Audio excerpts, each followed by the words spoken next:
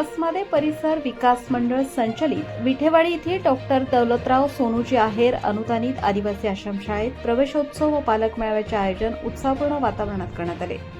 शैक्षणिक वर्ष 2026-2027 वर्षात नव्याने प्रवेश करणाऱ्या विद्यार्थ्यांची आकर्षक पद्धतीने सजवण्यात आलेल्या रथावर बसून ढोल ताशांच्या गजरात भव्य मिरवणूक काढण्यात आली। या विद्यार्थ्यांचे औक्षण करून त्यांचे गुलाब पुष्प देऊन स्वागत करण्यात आले। यावेळी विद्यार्थ्यांना गणवेश व पाठ्यपुस्तकांचे वाटप करण्यात आले।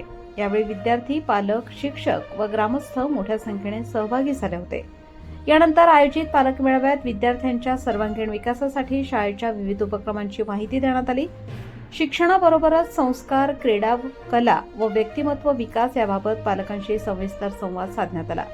उपस्थित पालकांनी शाळेच्या उपक्रमांचे कौतुक करत विद्यार्थ्यांच्या प्रगतीसाठी सहकार्य करण्याची ग्वाही दिली।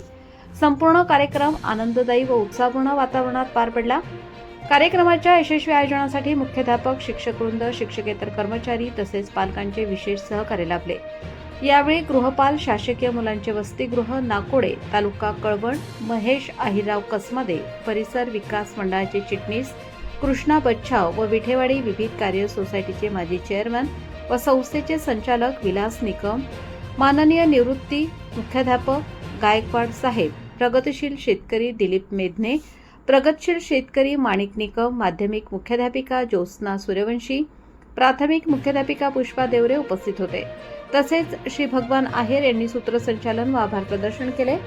प्रबंधभूमी महाराष्ट्र न्यूज साठी शरद पवार, भौर।